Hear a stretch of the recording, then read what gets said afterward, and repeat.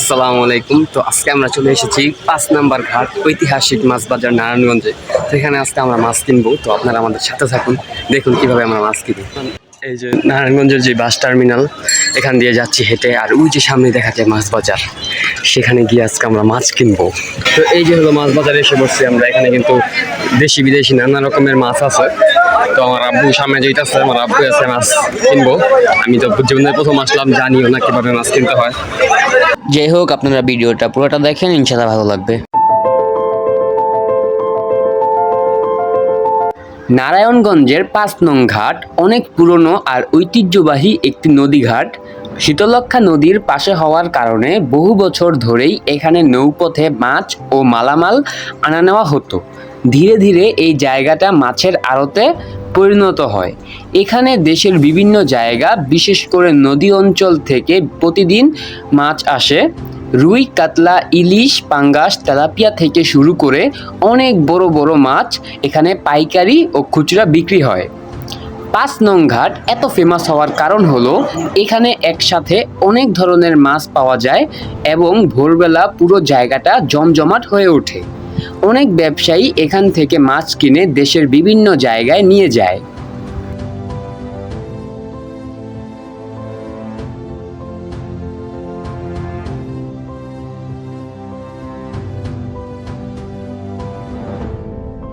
আর আপনারা যখন এখানে আসবেন অবশ্যই সকাল সকালে এসে পড়বেন।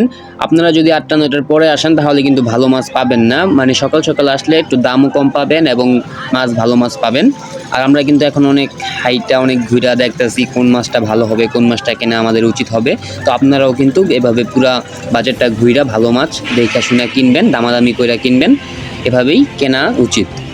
কিন্তু আমরা মাছ বাজারে দেরি করে এসেছি, যার কারণে ভালো মাছ তেমন পাইতাছিলাম না।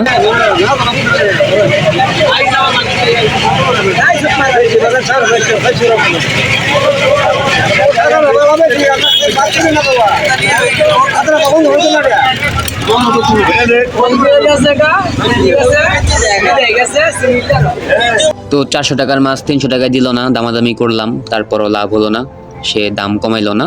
তো যার কারণে আমরা আর আগ্রহী না, আমরা এখন সামনে চলে যাব।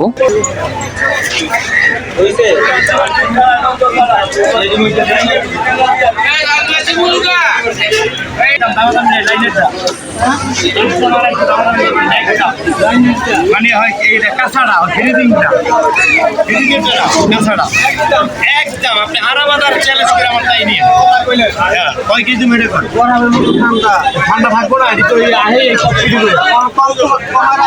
একদম একদম 250 টাকা দাম লাগে। আর ভিউয়ার্স, এখানে একটা সমস্যা, বন্ধনার উৎসবের যে বাসগুলো আছে তাদের টার্মিনালে যাওয়ার জন্য রাস্তা কিন্তু এইটাই, যার কারণে আমাদের বারবার চাপতে হচ্ছিল। আর তাদের গাড়ি কিন্তু কতক্ষণ পর পরই আসে, কারণ এটা বাস টার্মিনাল, যার কারণে একটু সমস্যা হচ্ছিল।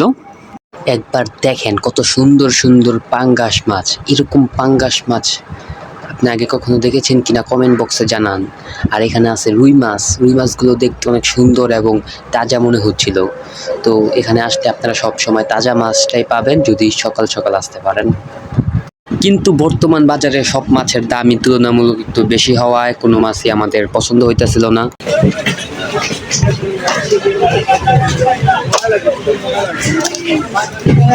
আর ভিউয়ার্স, আপনারা যদি এই মাছের নামগুলো জানেন তাহলে কমেন্ট বক্সে জানাইবেন।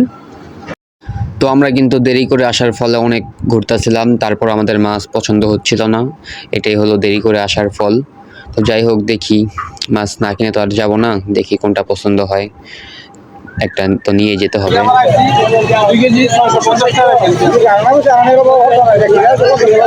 তো ওনার কাছে আবার এসে বললাম 2 কেজি 650 টাকা দিবে কিনা। তো সে বলল না, দেওয়া সম্ভব না। তো যার কারণে আমরা আর নিতে আগ্রহী না। এখন আবার সামনের দিকে এগিয়ে যাব, দেখি অন্য কোনো মাছ পছন্দ হয় কিনা। আর এদিকে কিন্তু গুড়া মাছ ছিল। আর আপনাদের যাদের চোখের সমস্যা তারা কিন্তু বেশি করে গুড়া মাছ খাবেন। গুড়া মাছ কিন্তু চোখের জন্য খুবই উপকারী। এখন কিন্তু আবার এই দোকানের মাছগুলো পছন্দ হয়েছে, রুই মাছগুলো। এখন এগুলো দামাদামি করব, দেখি নেওয়া যায় কিনা। অবশেষে আমরা 350 টাকা কেজির রুই মাছ কিনে ফেললাম। তো এখানে কিন্তু 3 কেজির উপরে আছে, 2টা মাছ 3 কেজির উপরে, মাছগুলো ভালো হবে। আচ্ছা যাই হোক, আজকে আর মাছ কিনবো না, এখন এই 2টা মাছ কাটাইতে নিয়ে যাব। আর আপনারা অবশ্যই মাছ কাটার আগে তাদের সাথে দরদাম করে নেবেন, আর না হলে তারা কিন্তু আপনাদের ঠকাবে। তো আমরা কিন্তু 2টা মাছ মাত্র 50 টাকা দিয়ে কাটাইলাম এবং সুন্দর করে এই কাইটা দিল। তো আজকের ভিডিও আর বড় করব না, আপনারা যদি আমার চ্যানেলটা সাবস্ক্রাইব করে না থাকেন এখনই সাবস্ক্রাইব করুন আর পাশে থাকা বেল আইকনটা বাজায় রাখুন আর ভিডিওতে একটি লাইক দিয়ে দিয়েন। আবার দেখা হবে অন্য কোনো জায়গায়। মাছ বাজার থেকে বিদায় নিচ্ছি, তো সাবস্ক্রাইব করে দেন চ্যানেল তাড়াতাড়ি। আসসালামু আলাইকুম, ভালো থাকুন, সুস্থ থাকুন, আবার দেখা হবে।